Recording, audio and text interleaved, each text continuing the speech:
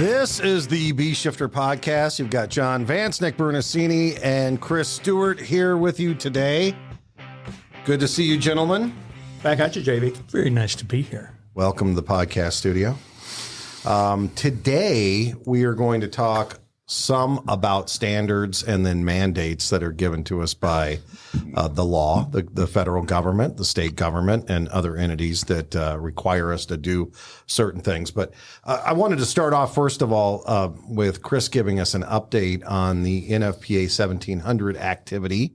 You've been on that committee. You've been submitting ideas and comment, and there is a comment period actually open right now. So talk about the standard, what it means to the fire service, and about the comment period and why folks should comment on this. Yeah, so in early 2024, the NFPA initiated the revision process for NFPA 1700. So 1700 was a new standard in 2021, first time it had ever been published. They had worked on it for a couple of years before that. So 1700 is the structural firefighting guide, if you will. It was essentially done best practices based on what FSRI, NIST, and the other research folks had kind of figured out, and then start to apply it to some standard practice of the way things are done around the country. And then it's also there's a fire behavior portion of it, so it applied a lot of definitions to what we need to know in the fire service, as well as just pure fire science information about that's relative to extinguishment, relative to ventilation, and now we have information that wasn't available for the first draft or for the first edition on life safety, right? The search and rescue. So FSRI completed the size up and search study, and there were some conclusions from that. So in this revision process, really taking 1700, breaking it down, looking at where areas can we change, improve, and add new data and information to it. We went through that, and then they also added a chapter, so a life safety search and rescue chapter. So that's a chapter that didn't exist in the first edition. So in early 2024, we met virtually, worked over a couple weeks to kind of put together specific chapters that us as individual committee members were working on, and in late summer, then they produced the first draft revision of 1700. So that is now open and available for review, and then for public comment. So my recommendation is that folks should be engaged in this. Folks should be paying attention, know what was in there previously, now know what changes have been made, and provide some public comment, right? And I'll say that I feel pretty strongly about the work that's been done, and I think it's legitimate progress and making us better at our jobs and giving us more of a standard to follow, a firefighting standard, because it really is kind of the only firefighting standard that the NFPA has. It doesn't have to do with equipment or staffing or anything else. It's just purely about the work. Tactics. Yeah, exactly, and the tactics to do it. So, I would encourage people to review, go in, provide some comments, and, kind of get engaged in it. It's pretty easy to want to beat NFPA up or any of the standards that we have, and then not do anything about it. So if you got an opinion about it, get in and read it and, put something in, be productive, and then hopefully we build a better document because of it. We'll include a link to the comments and what's been changed in the show notes. So look there. Why is this something that is needed now versus what changed from 2 years ago when the standard originally came out that they needed to make some addendums to that? Well, I think, as with any of the other NFPA standards, there's a standard revision cycle for these, right? And so that we're at the 3-year cycle for this. The first draft really was the first draft of trying to collect all this fire behavior, fire research data, and put it together. And what does it actually mean? FSRI started with their tactical considerations that they built into their research reports. And then so kind of taking that, melding it with some incident command stuff, because there's a chapter 9 is all about strategy, right? And how we get to defining the strategy on the fire ground. And that's, firmly in Blue Card's wheelhouse, right? In that, we are the only certification that has to do with any of that stuff. So that's a focus of ours. And to be able to say, all right, fire service, here is best practice, because there really isn't any other standard that defines a tactics manual, I guess, if you will, for the nation, right? It's everybody's opinion. It's local thoughts, local best practices, and there's never been a national standard that connects it. So it doesn't tell you how to put out a house fire. It doesn't tell you how to put out a warehouse fire, but it tells you all the things that you need to consider in being able to do that and know and understand to be able to be effective at that. And then connect it with 1710, which talks about staffing and resources and all those other elements that give you the ability to respond to these fires, reasonably effectively. And so it's a pretty interesting connection, I think. One of the places they keep wanting to standardize a lot of times throughout my career was high-rise operations. And about, a couple times a year, somebody will come in and say, hey, you need some high-rise modules. And you're like, well, as soon as they agree on what a high-rise looks like, we'll start to do that. But they have a high-rise conference, they used to at least, every year in Chicago, and people would go, and that was going to be the thing, is they were going to output like a high-rise SOP. And all the high-rise fire tacticians getting together, I never saw it where they were going to produce anything except argue about one thing or another, standpipes and nozzles and the rest of it. So I think they ran out of whiskey. And that may be the other part of it too. Right. Exactly. Yeah. Which is, that's crazy, but yes.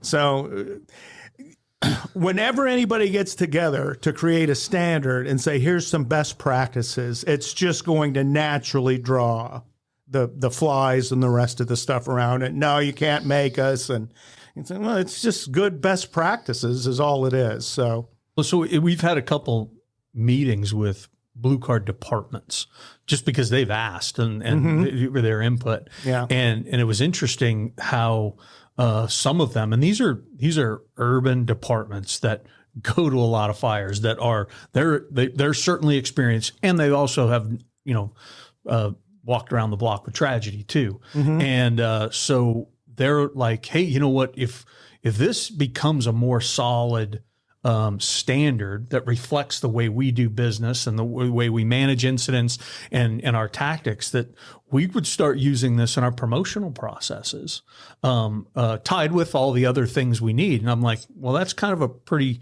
strong statement that if we can build, if they see the potential in building a strong enough standard that they're actually using their promotional process, then we're probably going in the right direction. Mm-hmm. Yeah. Well, it's like anything else. If you're certified in it, that means you understand it well enough to do it. So like you're a certified paramedic. Well, that means something. Is I can take a certified paramedic from any system and they can operate together. So I can move somebody from Los Angeles to New York, and in a very short period of time, they're providing ALS treatment. It's a whole different thing to try to do that on the structural firefighting side of it because it's so idiosyncratic. Which is silly because it's really a lot like EMS, is fire bad, water good. And I mean, that's kind of the same for all of us. So it's almost like we're in violent agreement about most of this. And really what people are hustling and bustling over are just the little nuances that occur a few seconds between each other. And no, you have to move this to the front. You're like, no, that's not the way this. And I think that's the good thing about the standard is it tells you, no, this is what... This is why you do it the way you do it, and you get a bunch of experts together that understand that. And I think in our service, a lot of times they think, well, I'm the expert. They didn't ask me. And you hear that all the time from, national speakers. I'm the expert. They didn't ask me. And you're like, well, no, they had a committee together. You could have requested to be on it and got on it.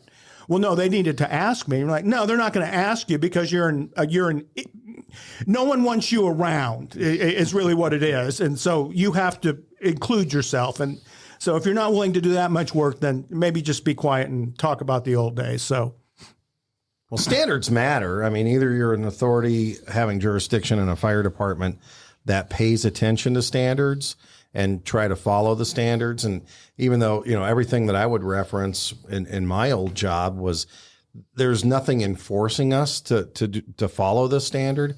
However, if there is a problem here, they're going to reference the standard. They're going to go back and ask look you at why it. you didn't choose to follow it, right? Yeah. If you go to Pierce and you try to buy a fire truck and you don't want NFPA standards on it, you have to sign off and accept the responsibility as the city at that point. Like, yeah, we don't want an NFPA compliant pumper, and I'm going to sign off on it, which I wouldn't do. That's affording you some protection, right? Yeah. Well, laws and standards are the foundation for us to do our jobs. I mean, if you didn't have certain laws that allowed you to enter property without a warrant, we wouldn't be the fire department. And they're like, well, why do you enter the property without a warrant? Well, because it's on fire, and if we don't, it's going to burn down the next 4 or 5 houses. Well, you need to go in and put those out. Thank you. The Fourth Amendment, am I right on that? You just wrote about it. That's the Fourth Amendment. Yeah. Illegal search and seizures. Yeah. What is it? Expediency? Something like that. That's the law that keeps getting tested. And they said, no, you can do this. And when you look at the legal cases, now it's not only can you go in and do that, is you can investigate now the cause of that fire. And there's certain things that you have to abide by in the investigation because it's private property. But that gives us, the government, the right to enter somebody's private domain, which is you have to have constitutional approval. That's where that law kind of finds its source from. So that's how the cops get in trouble so regularly. Yeah, exactly. Violating that pesky Constitution. Well, when you violate people's civil rights, those are the biggest payouts. Oh, yeah. And the police do it.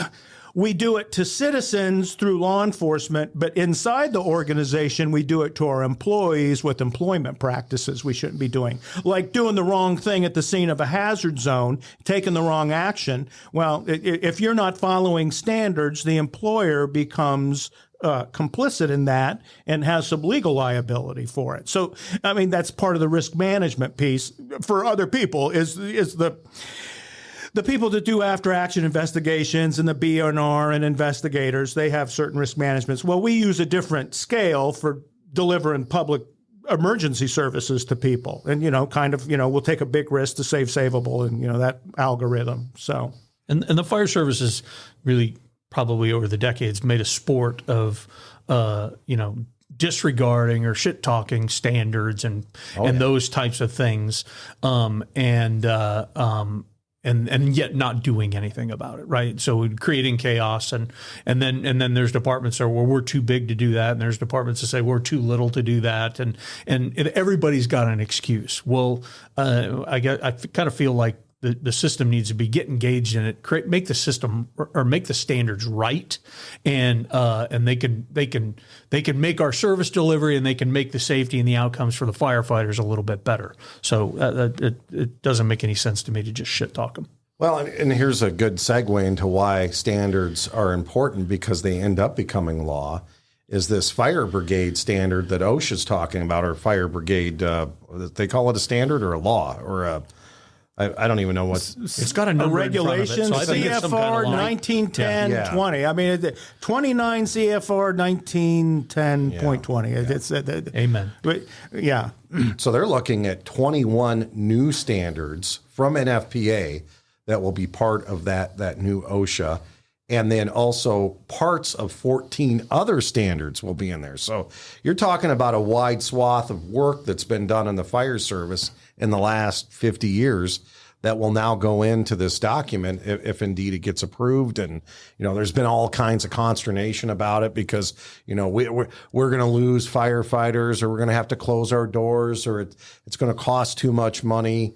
So let's talk about the OSHA standard and why that really matters with the NFPA and how things line up. And, one of the things we talked about, and it was one of our most listened to podcasts, was when we weighed in on 2 in, 2 out, because that really got the talk going, right? People were like, well, what do you mean they're going to mandate 2 out all the time, even if there's an imminent rescue? So what do you know about the OSHA standard? And let's talk about what good there is in that, because there is some good. There's a lot of good for the fire service and the safety of our people. Well, if you start with 1,500 as the standard, when that came down the pipe, that was that wasn't just a deal where they said, okay, the NFPA got together, wrote a firefighter safety standard, and then the fire service embraced it. It was more voracious than what's going on right now. Is because that was the first time. Death threats, right? Yeah. The folks participating in that committee? Yeah. As the chairman of the committee got death threats sitting at his desk, and it was from firefighters, right. Maybe fire chiefs. In fact, as a group, the fire chiefs were opposed to it. They said, no, you're not going to tell us how we take care of our firefighters in my city. And they're like, well, no, this is just occupational hygiene and law. I mean, you can't keep sending firefighters into burning buildings without SCBAs, without respiratory protection. That's negligence. So you can't. Well, no, we can't wear SCBAs. Well, I heard that in my own fire department. Oh, we have to wear these damn bottles. And you're like, well, if I didn't wear that bottle, I'd probably be dead now. As I do a set of things that I craze the face piece in it, and that's death if it's not on your face. Oh, no, it isn't. You thought you're a scientist now. Okay, this is great. So 1,500 passed, but that took a Herculean effort. After that passed, the head of the IFF, the president, was a guy named Al Whitehead. And he got together with the guy who was the chairman of the 1,500 standard, Alan Brunacini, and he says, Alan, we need a staffing standard for the American Fire Service. And the 1,700 standard was born. So they took that, and off their success of getting 1,500 passed, now they take 1,700, and that didn't pass. It was a political impossibility because the volunteers opposed it over political reasons that really had very little to do with the standard. It was road rash between two organizations, and like a feud. I'm going to get you, I owe you, back and forth. So 1,700 ended up getting split into two standards. So you got 1,710 and 1,700, 1,700 being the deployment, and then the tactics on the other side. Well, really, you could almost... The deployment standard said this is the staffing you should have. Well, because they voted it down, now the union's like, well, this isn't good. We need a staffing standard. Well, at the time, the president was a guy named Clinton that the union helped get elected. So they go to Clinton, and he's like, hey, man, I don't do anything with standards. That's the private organization, the NFPA. You guys know that.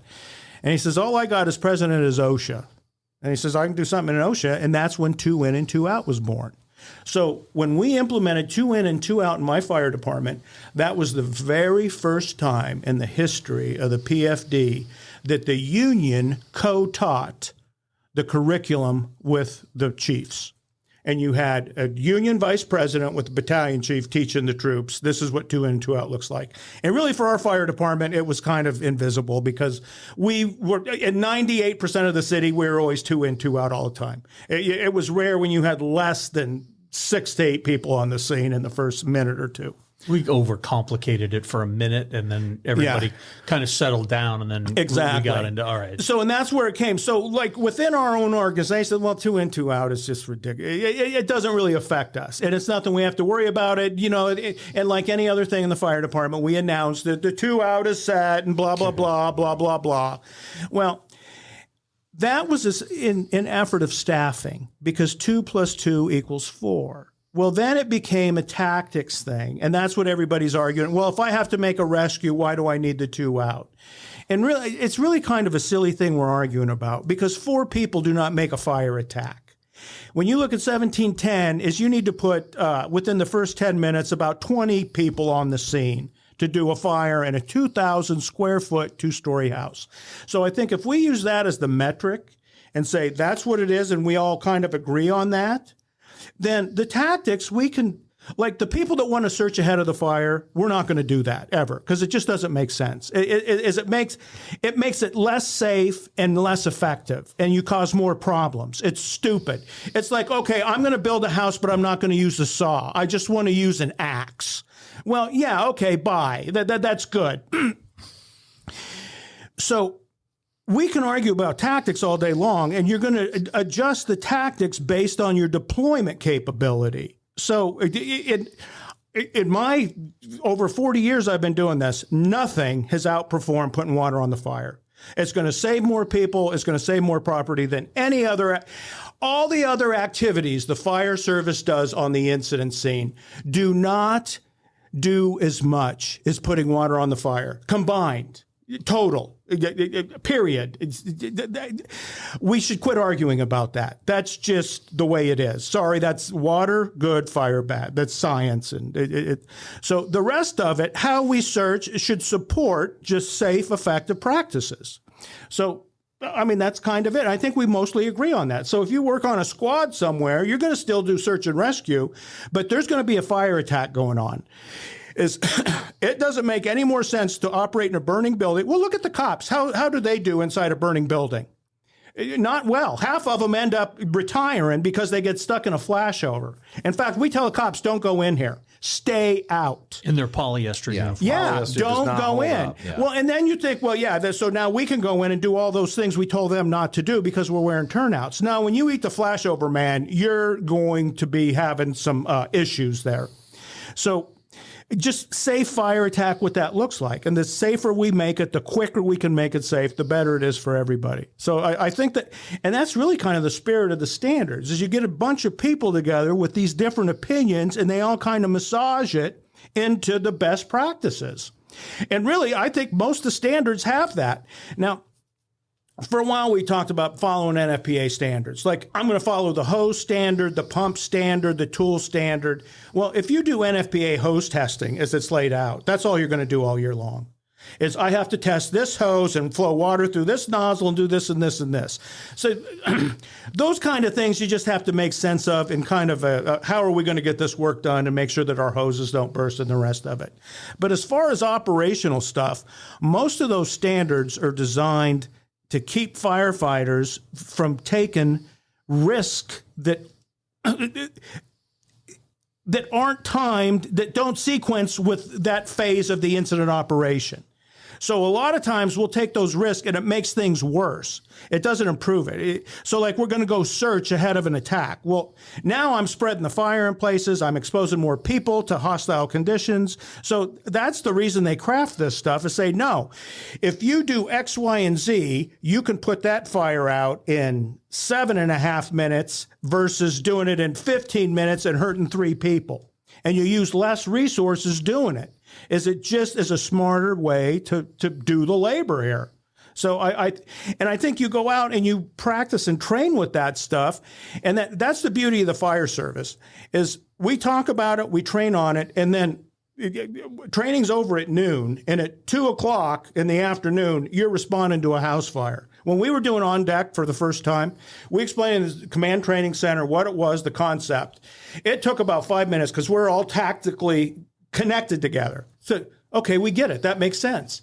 That night we had a house fire. Engine 26, I want you to go on deck in the front yard. 26 copy, going on deck, front yard. And they added, we're going to stop by your rig and get the rick bag.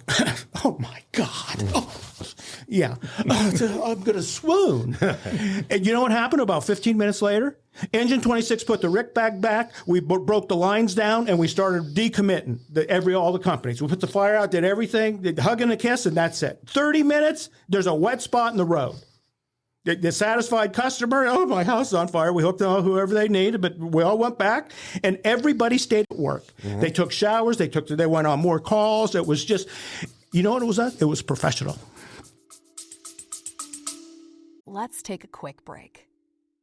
B-Shifter has teamed up with Waldorf University to offer you a unique opportunity to advance your career in fire science administration. This partnership means you can now transfer your Blue Card certifications toward earning a degree from Waldorf. That's right. Your training with Blue Card can fast track you to a bachelor's degree in fire science, with Waldorf offering up to 75% of transferable credits. Whether you're looking to take on a leadership role, build your skills, or move up the ranks, this partnership can help make that happen. Blue Card students, staff, and their families get a 10% tuition discount, and the application fee is completely waived. Waldorf University is known for its flexible online programs, so you can keep serving your community while you study on your terms. Head over to waldorf.edu/bluecard now.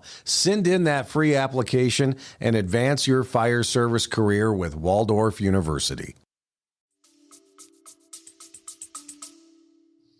Well, and so I got about 50 things that our old crazy old fire chief, beat into our heads of.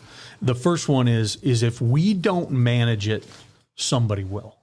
Yeah. Right. Mm-hmm. So we might be getting to this. Somebody will. So if the fire service isn't going to be adult enough to say, all right, we've got to connect effective actions, best practice on actions on the fire ground with some form of safety and some form of actual standard for us, hold ourselves accountable for that. Because when we don't do that, we can't actually take care of the customer. That's coming. And so, and like you've said previously, at some point, if we don't get a hold of this, the fire service could be run very similarly to the aviation industry with the FAA and all those other things that are rigidly regulated and standard and trained, and you will not deviate. And if you do deviate, these are the consequences. And so if the fire service isn't smart enough to do that ourselves internally, utilizing the NFPA and hopefully using those NFPA standards in this OSHA standard, then it's gonna be out of our hands at some point. So we can scream and yell and talk about how, it's for them and all these other things that, the evangelical approach to these beliefs, or we can say, okay, these are the things that we know we need to do that both are going to be good for taking care of the customer, and we're going to keep firefighters alive, because there is not there's no lack of work for NIOSH in doing line of duty deaths. There's no lack of data and information that's being delivered to us all the time about maydays, about firefighter injuries. There's a lot of people keeping track of those things, or had kept track of them historically. And then like the injury stuff, we know that now. Those numbers aren't going down. So we're not doing a great job at managing that now. So we better start taking it a little bit more seriously. Otherwise, it's going to be draconian for us. When we first started doing this, we were up north of the border there in Canada. And we're doing blue card for this good-sized fire department. Had, I don't know, over 20 stations. And so we go through the thing, and they were going through some operational changes there. So they're changing, like the organization for the fire department and training and a bunch of other stuff. And so... They're saying, we got to get to the point where we can train. And it took them a year after the trainers were done to get to the point where they could actually even start training people. So it took a bit. So it took a few years to get it implemented within this fire department. And then they're going along, and their blue card makes it better in bits. You take bites out and say, okay, I'm going to fix this and this. And that's kind of the way it goes, is people focus on fixing the problems that they were looking to solve when they came across blue card. Say, okay, I need to fix this and this and this. And then when that's done, I can fix the other stuff on this end. So they're doing the typical thing. They're going through and they're restructuring and doing their stuff. 3 or 4 years into it, they drop out, and they call and they said, we're having some issues with the labor side, and they're trying to stop some of this stuff. And you thought, okay, well, in Canada, there is liability exposure to the chief officers, where if something goes wrong at a call and they find that you weren't doing everything you were supposed to, is they have put fire chiefs in jail in Canada for that. So that's kind of the system they have up there. So anyway, this particular person that kind of stopped it ended up promoting a few years later.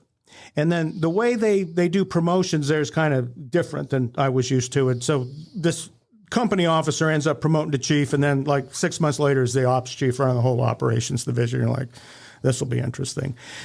So, and this was the person who got the program pulled. When he became the ops chief, you know what his first order was that he wrote? Is every officer that works in the field for our fire department will be blue card certified. Because he now had the exposure to the liability and knew. And so you're smart about it and thought, no, I can do this when I'm over here, but when I'm up here, that's And they're doing it today. They haven't stopped since then. And I think he's retired and gone on. So it's now, I'm not suggesting that we start throwing people in prison, because that's not going to happen anyway. Well, yet. But I mean, if you start killing firefighters over defensive property that's going to the dump, and you've made that decision that I'm writing this building off and I'm letting them get up on it and it's going to kill them, then you're going to have to wear that at some point. That is strategic negligence right there. I mean, that's why we have a strategy, isn't it? Is so when you say no, it's past time. There's fire coming through 75% of what was the roof. It's going to the dump. Well, that collapse zones, tape, the whole thing, and then the building's going to. It becomes a standard outcome for what that set of conditions. Yeah, we is. can't act surprised that it happened that way. Well, but we still injure and kill firefighters in numbers that are unacceptable at those kind of incidents, and then we sugarcoat it with, "Hey, this is what it is. If you're not up for dying and that kind of thing, no, buddy. You don't need to be here anymore." This is where the thing's got to switch and say, you are negligent. You're causing the issues, pal. Vance, I think that's why they're doing this, is they're just done. And I mean, there's enough examples of that just annually that you can't make sense of it. So there's other forces or perspectives or whatever that are, wish NIOSH would go farther, right, in their evaluations. Because NIOSH, my understanding and speaking with them is NIOSH it's not about the blame. It's about identifying some causal things that, hey, we need to do these things differently in order to keep this stuff from happening again, right? Well, it's the same 5 NIOSH reports, every one of them. It's cut and paste for tactical death on the fire ground. It's the same thing over and over and over. There's no new ways we knock ourselves off. Yeah, so then there's a perspective of, well, we need to maybe apply some more blame using NIOSH or the accountability, or start saying, well, no, this decision, this human factor is what caused this. And number one, there's not a mechanism to do that, because I don't, as I understand it, that isn't what the law says NIOSH is supposed to do with creating these reports. And so if these changes happen in the OSHA standard, we may be getting closer to that, to where there's an evaluative process that NIOSH does over here, but somebody else now is going to starting to have a looking for blame rather than looking for what do we need to do better. See, just within our service, the concept of search and rescue and how that takes place is about 4,000 people die a year in structure fires. And that's too many. I mean, and so we design buildings, there's fire protection systems, there's early warning, smoke alarms, all those kind of things to stop that. And they put those in because the products of combustion are so lethal. So you hear people saying, no, we have to get in and search every building that's on fire. And we have to search the whole thing. And you're like, well, no, that's not really what a fire attack looks like. Is you're going to do search and rescue, but that's going to be part of achieving fire control. Is if you can't quickly control the fire in that building, is it will possess all of the building and there will be nothing left to search. And then that's where your maydays start going crazy. So if we devote the initial operation to controlling the fire, keeping it in its place, protecting all the interior spaces of that structure to keep them survivable. And then once we get control, figuring out, okay, now that we've protected in place, which is a tactic we've used for the last 60 years, at least. So that kind of becomes part of that effort. And I think that's where when you get together and have these tactical discussions, that people will think, well, there's really not that much difference between what we're talking about here. Yeah, in fact, the busiest search and rescue crews in the world are probably in New York City as rescues in high vertical buildings. And when you look at kind of one of their first critical pieces of information that they have to process before they actually put a plan together, it's who is putting water on the fire. It's who is addressing the fire right now. That is first and foremost. When I go in, I got to make sure the attack's taking place, because if it isn't, we can't do our job. The attack has to be present for us to come in. So if they can't support us in that way, then so what do they take the line then off whatever? I don't know. But at that point, that's where you're going to have to talk about your tactics. See, and this is all stuff that you figure out before the fire, which is really the best way to do it. Which is, I think, what at the end of the line, NFPA and OSHA wants is just have some kind of plan when you get there, and then you can adjust it. In some level of standardization, some level of point to say, all right, that was reasonable or that wasn't reasonable, instead of all 75,000 different opinions about what is acceptable and what is not. Well, you ran EMS for a while, right? In EMS, during my career, I do not remember us losing a lawsuit over treatment protocols. Now, we paid out some money due to some customer service stuff. The lack of treatment. Yeah. But when we followed our treatment protocols, that's what it did, what it was supposed to do. I mean, that's why they taught them to us, is this is what you do when you go into an EMS call. So there was a training program that was connected to an ongoing keeping your skills up, the continuing education piece. So that's part of it. One of the issues we have in the fire service is the only standard that we use that looks like that historically was firefighter 1 and 2, and there's no certification to it. Once you got done and checked off, that was it. You were good. If you left the fire service the day after you got checked off, and then you came back 20 years later, your firefighter 1 and 2 slip's still good. Yeah. No, I'm still firefighter 1 and 2. Here you go, right there. When's the last time you took a plug? In 1985. But I'm still good to go. That's what this says. Well, no, you're not. That was a political solution that was given to us. Well, some of the problem is in states like Pennsylvania, where it's the authority having jurisdiction that decides whether or not you're trained as a firefighter. So you can go to places that 4 hours of training, here's your turnout gear, here's the SCBA, go on the call.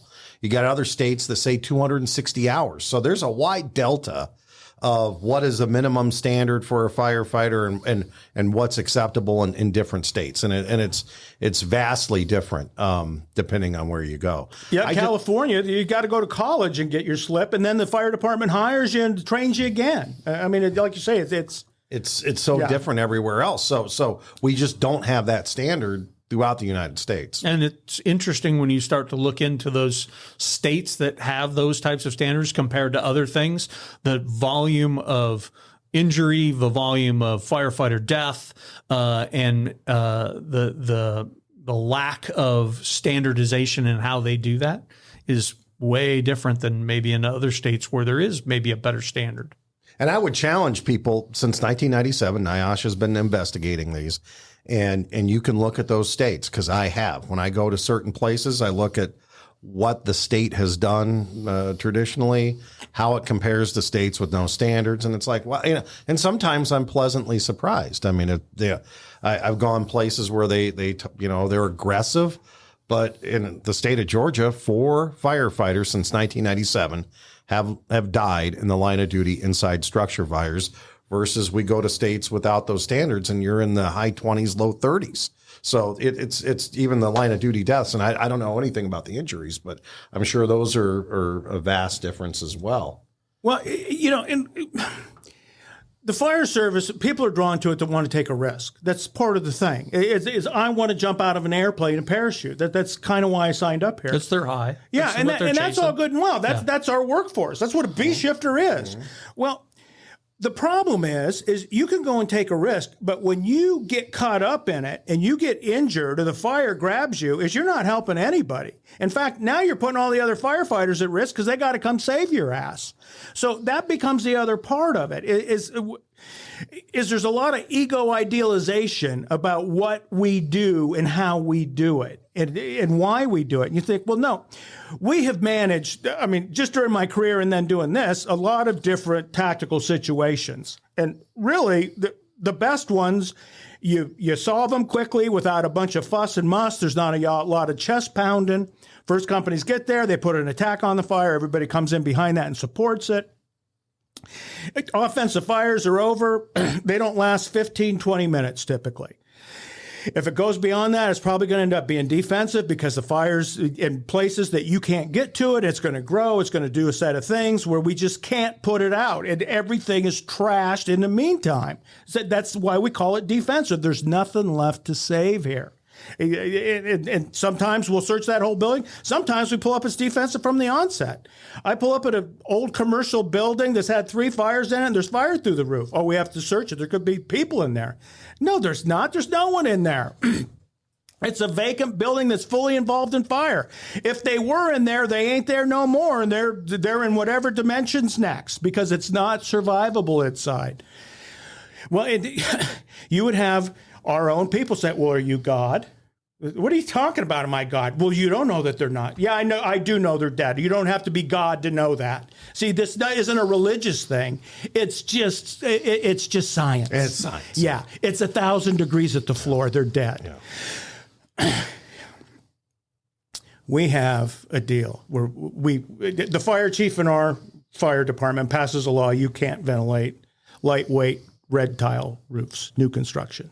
Can't do it. Old ladder guys come in. The oldest ladder guy from C Shift and his Frankenstein monster come in with like the props and samples and PowerPoints. And so he goes through the whole thing and says, we have to get back on the roofs. I said, why? And he says, well, because now our companies are pulling up to the scene of these fires and they're facing backdraft conditions. I said, really? And he says, yeah. He says, and I mean, he's being kind of smug. You guys, you've been chiefs a while. You know what a backdraft is? Well, isn't that where the temperature is like 1,000 at the ceiling and at the floor? There's no oxygen inside and the fire won't burn? And he's very good. Oh, thank you. Teach us more. Yeah. Maybe Frankenstein can do a hand puppet next. Or have a heart attack on a roof. Yeah, that's going to happen later. Yeah. So he goes on and on and on, and he does his thing, and he says, that's why we have to do this. And I said, okay, you made your case. And he's like, yeah, I did, didn't I? And I says, backdraft conditions, search and rescue. You explain that to me. What's that look like? Well, you go in and you do a right-hand wall search, blah, blah. So it's 1,000 degrees at the floor. Come on, Freddie. Just a minute. Him and Frankenstein go out in the lobby. 15 minutes later, Hinton goes out to find them. They've left. They left their computer. They left their roof sample. They just left. I thought, I guess he figured it out. You want to do something that doesn't need to be done. Why? So we can do search and rescue. Nobody's going to do search and rescue. It's 1,000 degrees at the floor. They're all dead. It's not. And you know what fixes that? Water. Yeah. Uh-huh. Only 100 times out of 100. Yeah. Which you don't carry on your truck. Uh-huh. Yeah. Well, there's 2 sides to the OSHA standard that I've heard lately about the new one, the fire brigade. Number one, I've had chiefs coming to me. It's like, I've used this to justify our manpower, the 2 in, 2 out. Yeah. So I get that. I get that being a concern. I guess the elephant in the room is come out pretty heavily against it, I think. And they're saying they're going to cease to exist as a fire department if they have to follow these standards. And that's really the elephant in the room, because now they're threatening, that you're not going to have a fire department any longer if we are forced to follow these standards. Wasn't that a similar argument to we have to put all the firefighters inside of an apparatus and we'd like them to wear a seatbelt too? That was going to slow us down and that was going to start killing people. Yeah. SCBAs. Yeah. No, we can't wear that. Wearing SCBAs, wearing bunker pants. We're going to get in too deep. Yeah. And so Hoods. I think we always, as a fire service, we're always coming up with excuses why we can't or shouldn't be better, or excuses why we can't or shouldn't be safer. Right. And they're not mutually exclusive. They've got to live with each other. They've got to reside in the same house. So I don't know why we keep saying this. Yeah. Is it hard? Has the political body taken advantage of the fire service by we're not treating the fire service hell, in the city I came from, they're not treating the fire service, giving it the resources that needs to actually do the job they expect them to do, right? Because now we've got new areas with huge distances between fire companies, and but they're jam packing all these brand new homes and mid rises and all those things in there, and creating a bigger threat. And so we don't have. We're always looking for that excuse why we can't, rather than figuring out, all right, what is the stuff we need to do? What is the absolute fundamentals of the things that we need to do to be effective, and then do that, and then quit spending our time on half the silly bullshit that we spend time on, that we give credence to when we don't need to. Well, the problem for those people saying we can't do this and it's going to break us and the rest is there's departments that are doing it, that are just like you. And they've said, no, we're going to be a professional organization. The customer deserves a professional response. That's what we're doing. We're delivering customer service to people. A lot of these folks are saying, no, this is the way I validate what I do day in and day out and who I am, is I have to get up here and cut a hole that looks like this on every one of these or it didn't happen. And you're like, that ain't the way this works, is we go out and we deliver whatever service needs to be delivered. That's what the fire service does. We do it with everything else. We used to have to jump into the trench to save the workers. Yeah. Somebody figured out half the people that die in a trench are those rescuers who show up to save dead workers that are buried. 1 out of 1 million buried workers lives. That means you got 1,000,000 to 1 chance that somebody's going to be alive down there. They're all dead. That's not... You have to be a realist, especially when you manage things strategically. That's where strategic management provides safety for the entire incident operation. That's how it's we embed it as we do it. That's the only way it'll ever work. If we're waiting for the safety officer to show up with his green helmet and his 27 safety monitors and meters, it don't get safer when that person shows up on the scene. It is when we do it ourselves, the first in companies get there and they do it properly, that saves the day. That's called professionalism. That's really what it is. And professionalism doesn't mean that you're full-time, part-time volunteer. Professionalism is how you approach your job. Exactly. It has nothing to do with pay. Yeah. Yeah, so I keep going back to your dad's thing, is if we don't manage it ourselves, somebody's going to do it for us. I feel like they're trying to do it for us right now. And then simultaneous to that is a fire service is we got to quit cherry picking the data. Yep. The data we like and ignoring the data we don't like. And use all of it to inform our picture and inform what decisions and policies and standards and practices we're actually going to use, and be consistent about it. Right? Is you can't use some data to argue against, for instance, the 2 in and 2 out standard, right? And then ignore that same data that refutes some of the fireground tactics that we want to implement, right? Because it's self-actualizing and it's the only way I can get hard these days. Yeah. Right. So I don't quite understand it. We need to quit using or quit playing that game. If we're going to be actual professionals, use it all, look at it for what it is. Well, you said it earlier. It's like a fire department has a certain response time, right? So since we've retired, the response times for our fire department, every fire department in this country have gotten longer. Yeah. Because there's fewer firefighters and there's more people in more concentrated areas.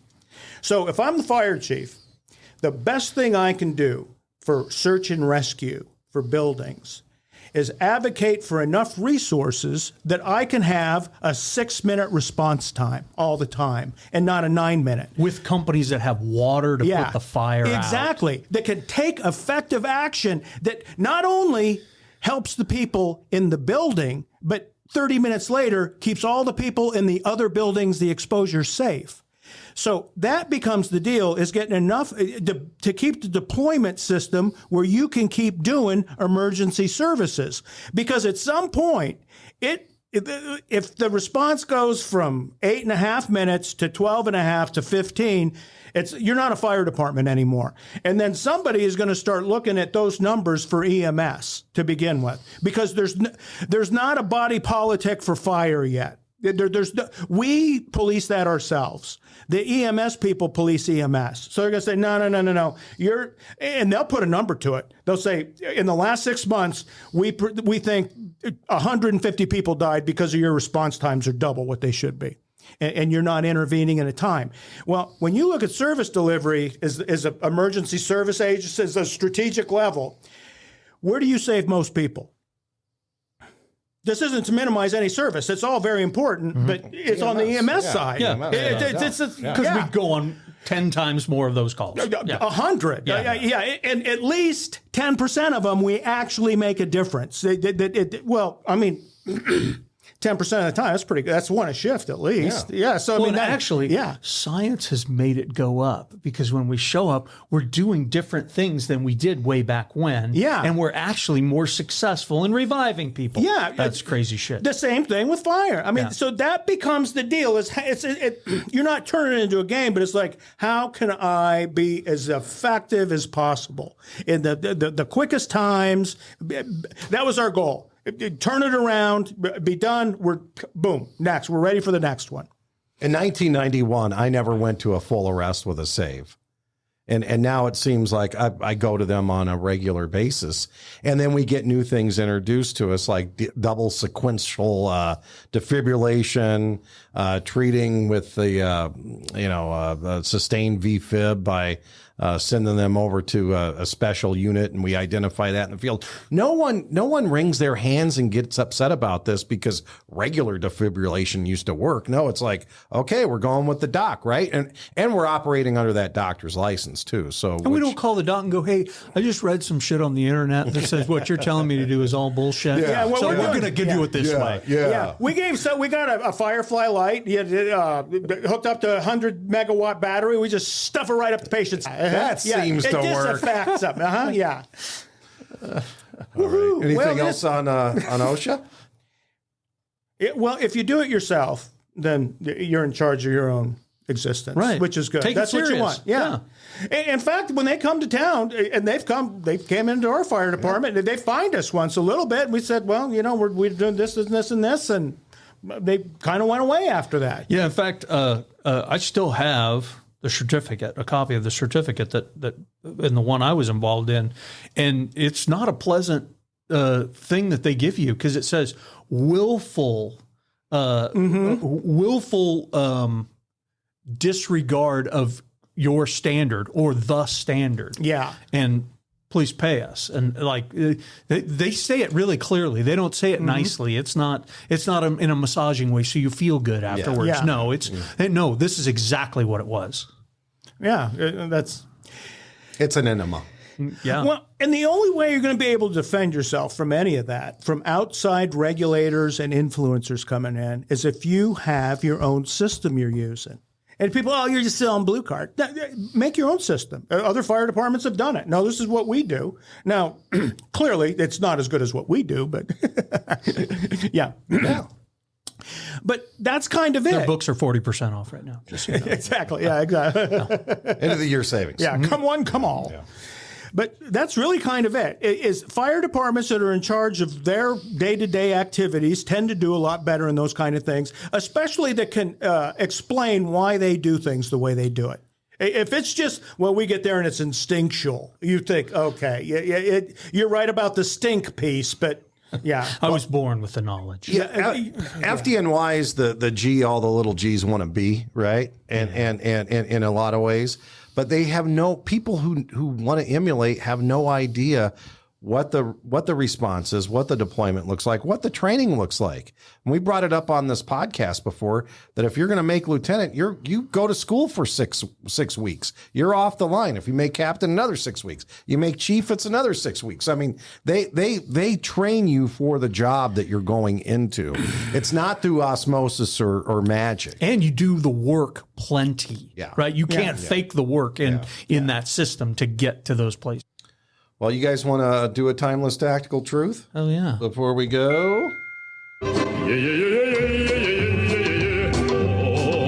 Honest Tactical Truth from Alan Brunacini, available at the Bee Shifter store. Speaking of things being available for gifts, you still have time to shop for Christmas. Okay, this is the 7 of clubs, and it says the IC assigns task level companies to tactical level bosses to maintain an effective span of control. Again, the IC assigns task level companies to tactical level bosses to maintain an effective span of control. Yeah. Supervision in the hazard zone, because a lot of times we'll go into a department that says, we want to use our captains for this. We want to use our company officers to manage the division to reduce the span of control. That's not what Bruno's talking about here, is it? No. Until you assign those task level resources to a tactical level supervisor that is providing entry control for the attack position, you have not balanced your span of control. So if you assign that to a working company officer who is on the interior of the building, that doesn't do anything. Calling Engine 1 Alpha does not do anything for your span of control. You may think it does, or it makes you feel better, but it didn't improve the work. Doesn't do anything. Yep. And in fact, it confuses it and causes more radio communications later. So that's what we're talking about. And it's odd because you go to those departments and say, no, our company officers can do this. And you think they may have the skill set to do it, but they do not operate in a position they can do it. So no, they can't do it like that. It doesn't work. And they say, well, yeah, it works all the time. We haven't had an issue. Well, yeah, you haven't had an issue yet because you haven't had to maintain entry control. As soon as you have to and it becomes urgent, then it goes to shit. And what that will happen is it will be followed. If you can't resolve the reason that you needed entry control within 2 or 3 minutes, then you will have a fleet of maydays and you're done strategically. You will lose control strategically and you will not get it back again until you establish tactical level officers. And then these departments that think you can do it with working company officers, I ask them, do those same working company officers do the evaluations for the other company officers in your department? Do they approve vacation leave for the other company officers in your department? Do the other company officers report to those company officers? Well, no. Well, then why would you have them do that on the fire ground? You should have a supervisor boss there. That's what this is calling for because you couldn't put it out initially. And as you're going to escalate and put more people in, you need to put the supervision and management pieces so you can maintain your strategic control over the thing. Yeah, the position and function of all task level resources. Right.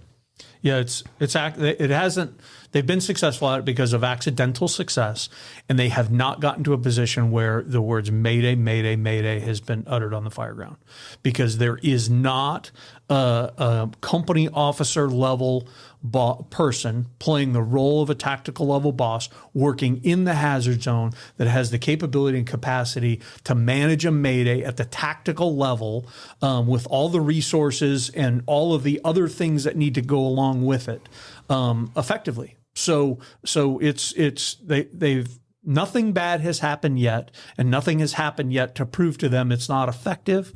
You don't have to touch the stove yourself to learn that the stove is hot. Other people have learned that it's hot. So it probably would make sense to pay attention to what other people have going on in the fire service, because we've learned that lesson. They call that operating on borrowed time. Yeah, no shit.